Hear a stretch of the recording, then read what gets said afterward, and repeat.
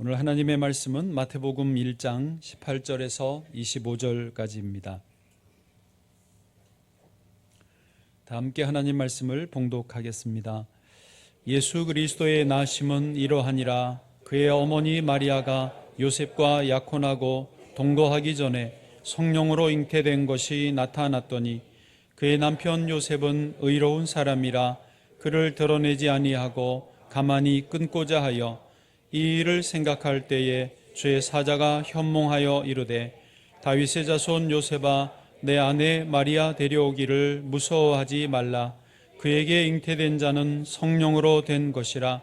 아들을 낳으리니 이름을 예수라 하라. 이는 그가 자기 백성을 그들의 죄에서 구원할 자이심이라 하니라. 이 모든 일이 된 것은 주께서 선지자로 하신 말씀을 이루려 하심이니 이르시되 보라 처녀가 잉태하여 아들을 낳을 것이요 그 이름은 임마누엘이라 하리라 하셨으니 이를 번역한즉 하나님이 우리와 함께 계시다 함이라. 요셉이 잠에서 깨어 일어나 주의 사자의 분부대로 행하여 그의 아내를 데려왔으나 아들을 낳기까지 동침하지 아니하더니 나음의 이름을 예수라 하니라. 아멘. 네, 저희 장모님, 저희 아내의 어머니께서 어제 새벽에 하나님 부르심을 받아서 지금 천국 환송해드리는 장례를 치르는 중입니다. 저희 장모님은 멋지셨어요. 너무 신앙이 분명하셨고 예수님밖에는 소망이 없는 그런 인생을 사셨습니다. 중고등학교 그 선생님을 하셨습니다. 본래 가정교사, 가정과목 선생님이셨고 또 결혼하고는 나중에 교사를 그만두고 이제 장인어른은 사업을 하시기 때문에 사업을 하면 이게 항상 잘 되는 게 아니잖아요. 돈이 안 들어올 때가 더 많은 게 사업인 것 같아요. 그래서 장모님은 그 의상실을 서울에서 하셔서 저희 아내가 하는 말로 저는 그 집을 본 적도 없고 들어가 본 적도 없지만 2층 양옥집에 살았답니다. 그리고 집에서 일해주는 아줌마도 계시고 의상실이 잘 돼서 돈을 잘 버셨던 것 같아요. 그래서 저희 장모님이 한마디로 잘 나가셨던 분입니다. 저는 시골에서 그 시절에 고구마를 윗목에 이렇게 쌓아두고 생고구마 깎아 먹고 화롯불에 고구마 구워 먹던 그런 어린 시절을 보냈는데 저희 아내는 이태원에서 미제 치즈 따뜻한 우유가 아침마다 배달되는 그런 집에서 살았더라고요. 하여튼 너무나 대조됐습니다. 어쨌든 그러다가 저희 장모님이 교회를 다니시게 되고 예수님을 믿게 됐답니다. 그러고는 완전히 바뀌셨대요. 그 좋은 옷 멋있게 하고 다니시던 그런 인생에서 새벽 예배 다니고 교회 일이라면 충성되이 섬기고 목사님들에게 특히 그렇게 잘하셨대요. 목사님을 좋아하셨대요. 그렇게. 그래서 아들 하나에 딸 둘이신데 딸 둘이 전부 목회자에게 결혼을 하게 되고 저하고 저희 동서 미국에 목회하는데 또 둘은 동기입니다. 그렇게 딸들을 목사 사이를 다 보셨습니다. 저희 아내도 어머니의 영향인지 어려서 교회에서 목사님 딸이 제일 부러웠대요. 너는 좋겠다, 목사님 딸이어서. 그러더니 자기가 목사와 결혼을 하고 지금은 자기가 목사가 돼버리고 말았습니다. 어쨌든 그렇게 예수님을 믿기 전과 후에 저희 장모님의 일생은 완전히 달라지셨고요. 왜냐하면 세상 것들 이렇게 나름대로는 경험을 해보셨지만은 예수 믿으니까 예수님보다도 좋은 게 없더라는 거죠. 그래서 그 상실도 하다가 이제 어느 정도 접고 교회에만 충성을 하셨고요.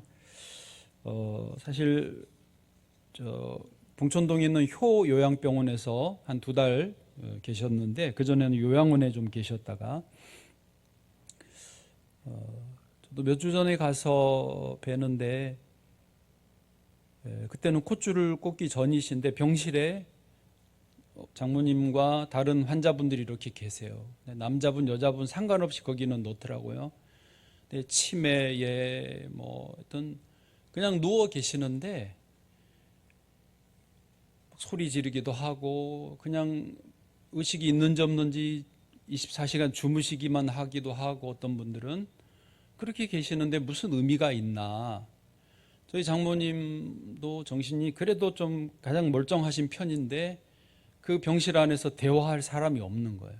인생이라는 게 이게 뭔가 싶고, 제가 봐도 그래서 제가 그날 같이 기도하고 어머니께 그랬어요. 어머니, 예수님밖에는 소망이 없네요. 소망이 없어요. 병원에서 그렇게 이동도 안 되고 음식도 마음대로 먹을 수도 없고 휠체어에 앉을 수도 없는, 누워만 계시는데 예수님밖에 소망이 없네요 그랬어요. 저도 모르게 그냥 툭 튀어나왔어요. 그게 진짜 뭐 소망이 없더라고요 거기에. 그랬더니 어머님이 받아주시더라고요. 그렇지, 예수님밖에는 소망이 없지. 예. 그나마 그때는 콧줄을 안 꼽으셨을 때예요. 이제 그 뒤로 돌아가시지 한 2주 정도 콧줄을 꼽으셨는데, 이 콧줄을 들어가니까 더 이상 뭐가 없어요. 먹을 수도 없고 그냥 숨만 쉬고 있는 거예요.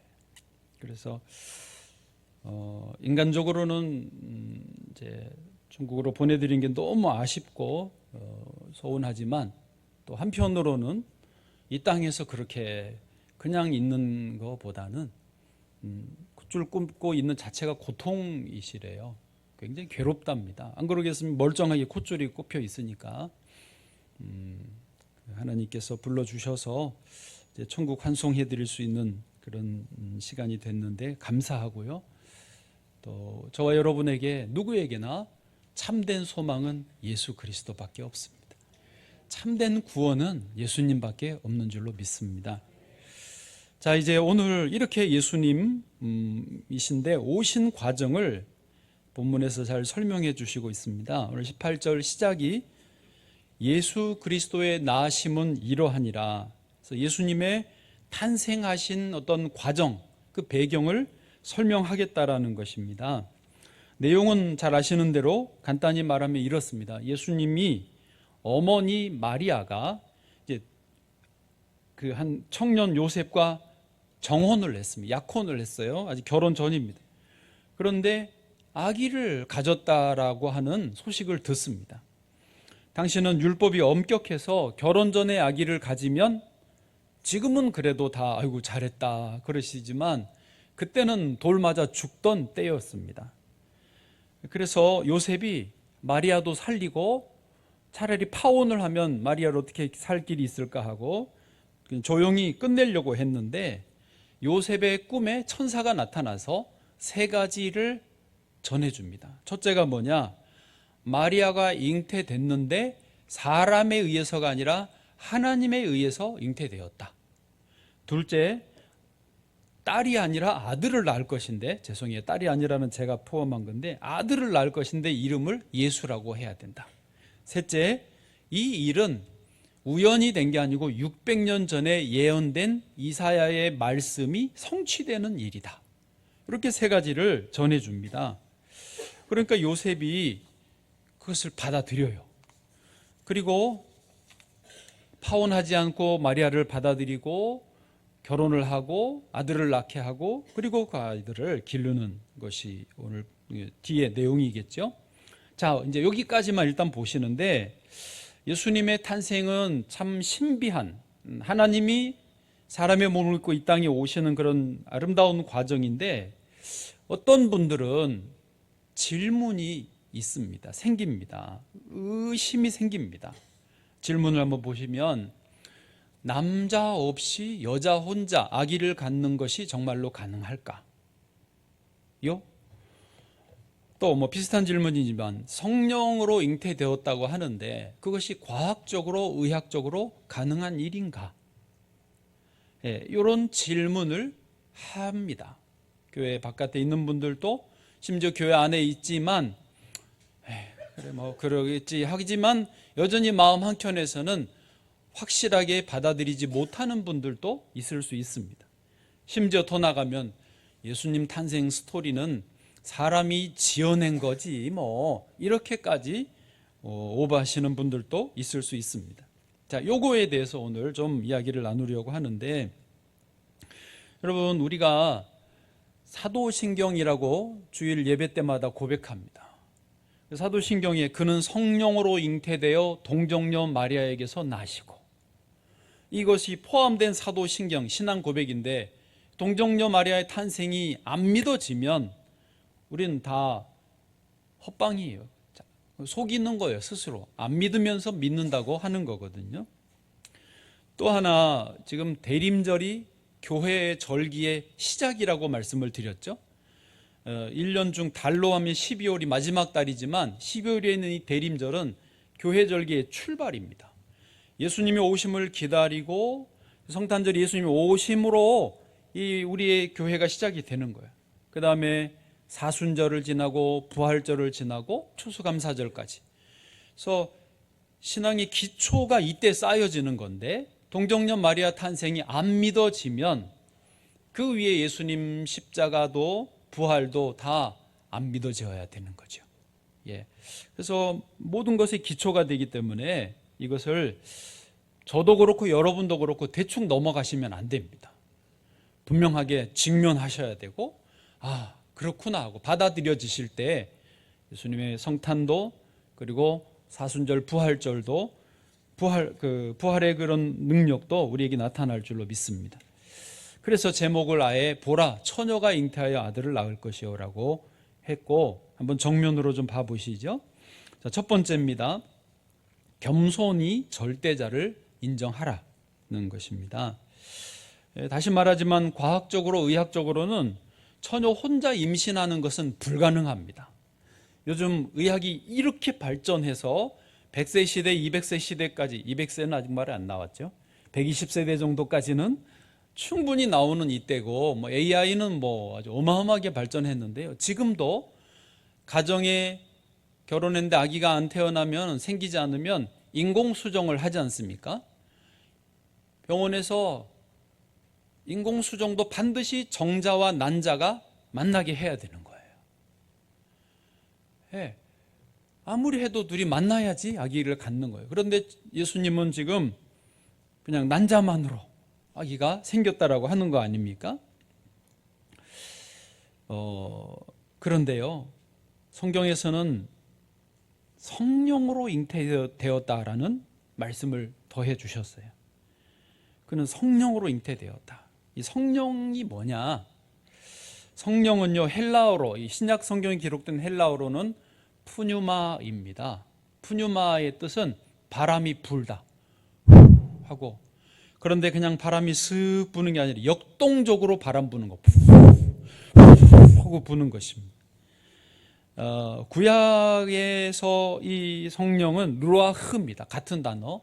이 루아흐, 하나님의 영이라는 뜻인데요. 이게 언제 처음 등장하냐면 구약 성경이 창세기 1장 2절에 등장을 합니다. 한번 보실까요? 하나님의 영이 수면에 운행하시니라. 아멘. 그러니까 태초에 하나님이 천지를 창조하시니라, 그게 1절이고, 땅이 혼돈하고 공허하며 흑암이 깊음 위에 있고 온 세상이 아직 창조 전인데, 그때 하나님의 영이 수면 위에 운행하셨다라는 거예요. 이 하나님의 영은 루아흐, 푸뉴마하고 같은 단어인데요, 이 하나님의 영이 세상을 창조하셨다라는 뜻입니다. 이해되십니까? 그리고 이 단어가 또 언제 나오냐면 사도행전 2장에 보면은 오순절 날에 성령이 마가다락방에 임하시잖아요. 그때 이 푸뉴마가 또 임하십니다. 성령이. 그래가지고 사도행전 2장 1절 2절 보시죠. 오순절 날이 이미 이름에 그들이 다 같이 한 곳에 모였더니 2절 호련히 하늘로부터 급하고 강한 바람 같은 소리가 있어 그들이 앉은 온 집에 가득하며, 3절 마치 불의 혀처럼 하나님 각 사람 위에 임했고요. 4절 다 성령의 충만함을 받아 성령이 말하게 하심 따라 다른 언어들을 말하기 시작하다. 즉 루아흐, 푸뉴마, 하나님의 영이 교회를 탄생시키신 것입니다.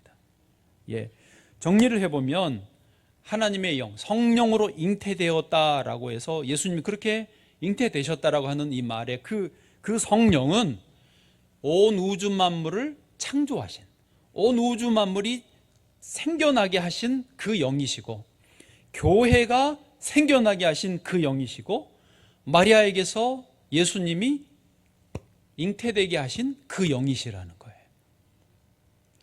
더 이상 저도 설명을 못해요. 여기까지밖에 설명할 수가 없습니다. 이해되셨습니까? 여러분, 이제 거꾸로 한번 생각을 해보시죠.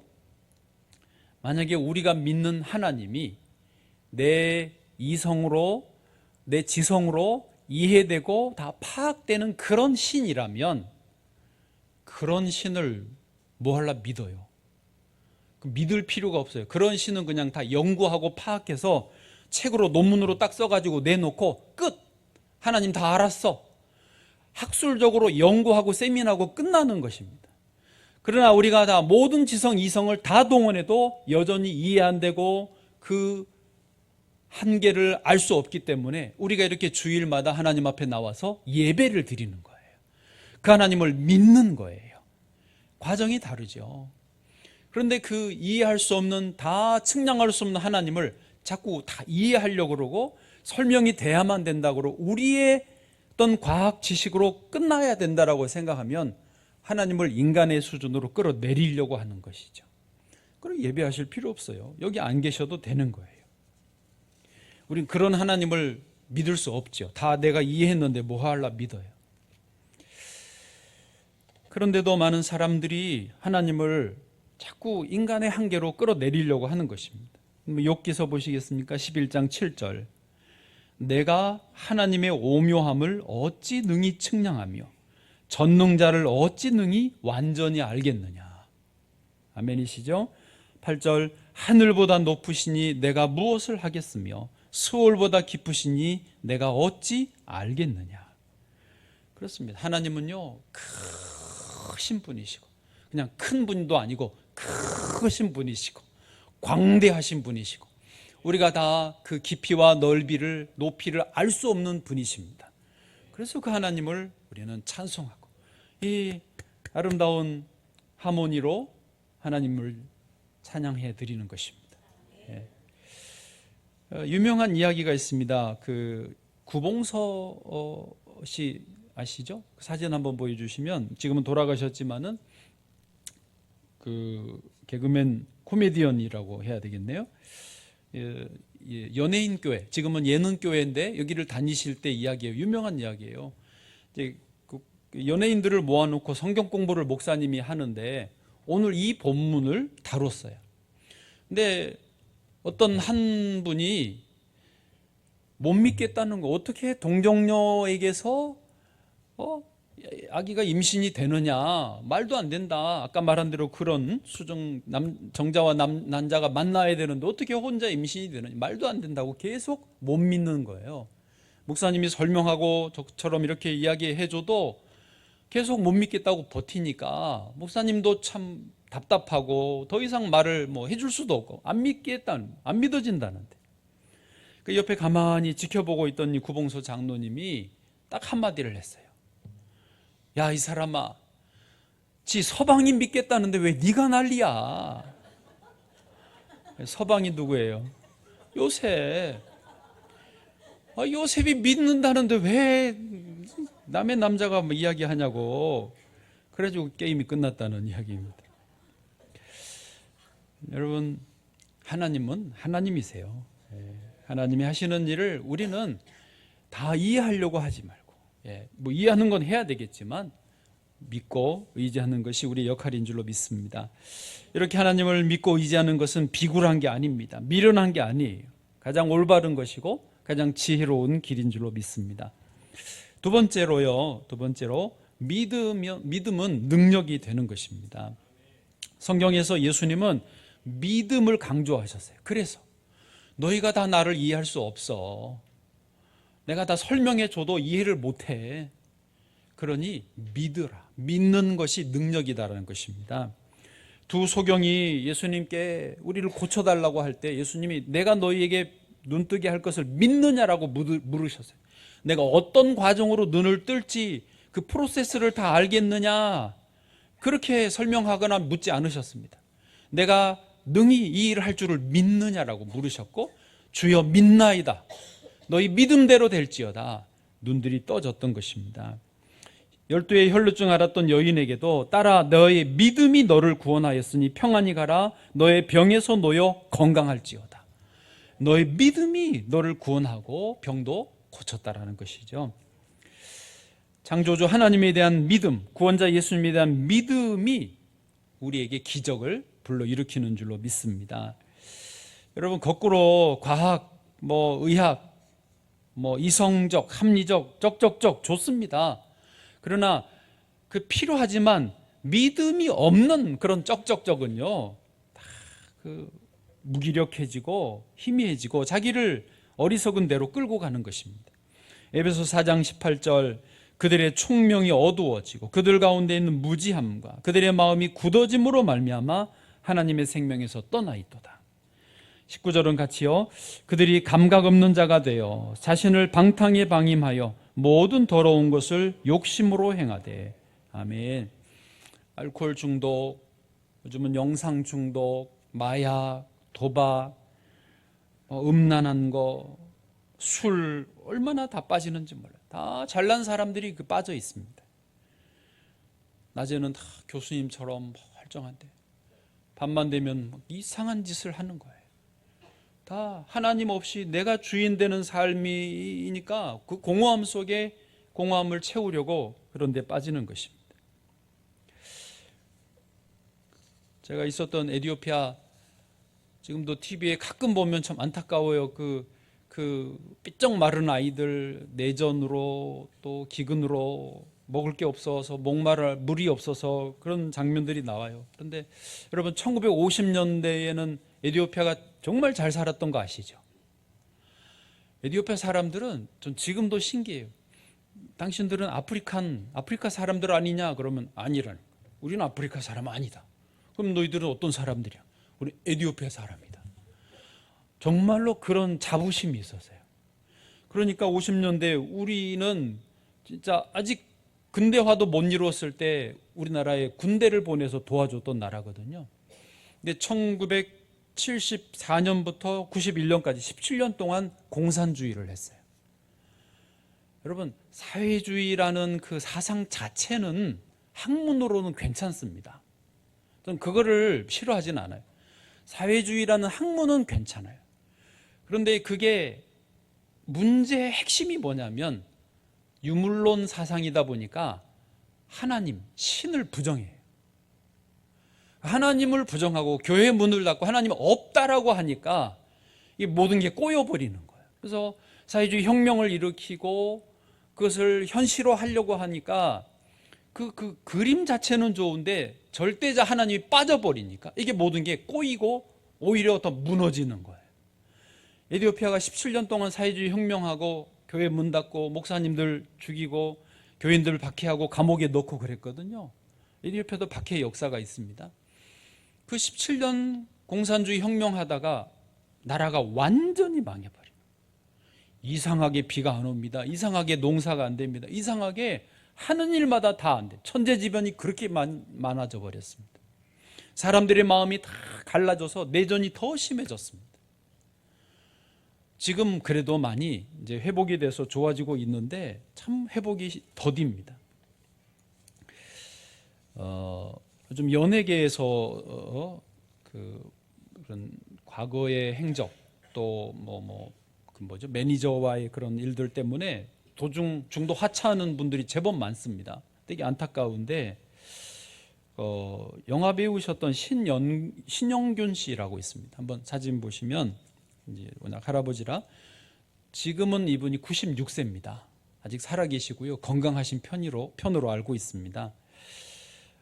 재산이 한 3천억 정도 이상 되시고 영화 배우 했는데 그 캐태헌 알죠?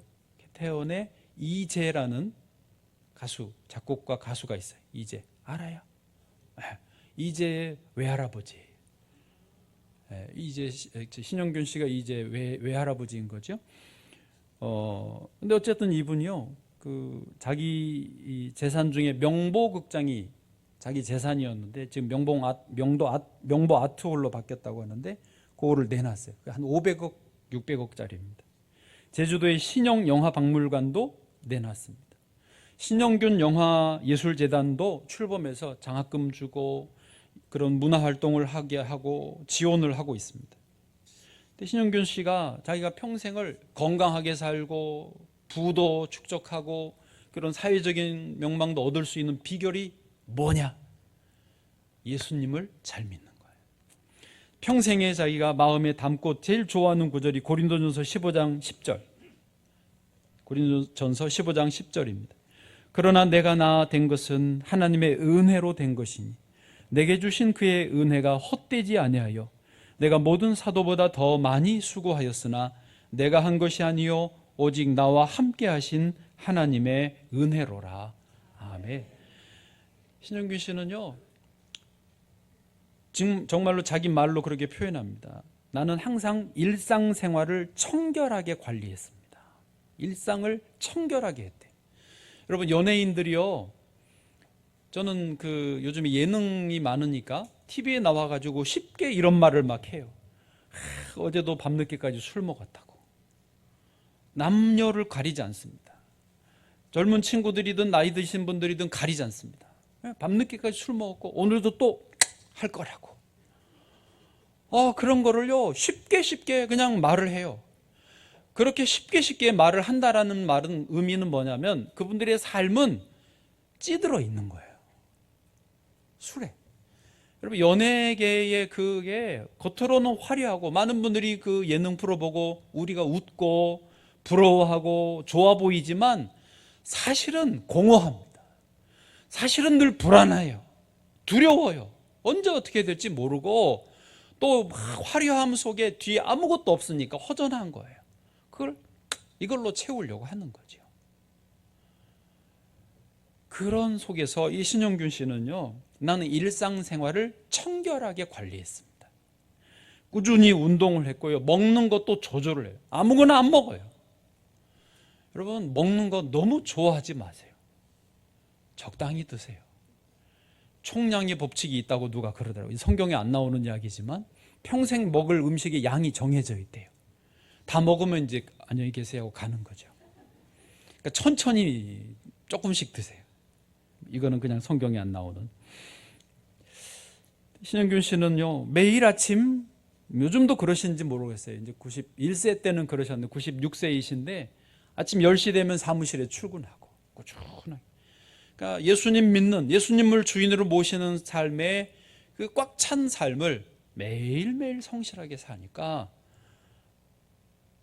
물질도 명예도 그런 삶의 보람도 따라오는 것입니다. 여러분, 믿음이 능력입니다. 자녀들에게 우리 스스로 무슨 대단한 능력이 있어서 성공할 것 같지만 그렇지 않습니다.